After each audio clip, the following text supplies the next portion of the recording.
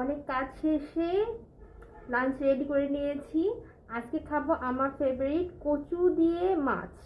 এখানে এটা হচ্ছে রুই মাছ, তার সাথে কচু দিয়ে ঝোল করে রান্না করা, এটা আমার সবচেয়ে ফেভারিট। আর সাথে নিয়ে নিয়েছি কাঁচা মরিচ। এই মরিচটা একটু হচ্ছে ওই যে পাকা পাকা হয় না, সেই মরিচটা, অনেক মজা হবে।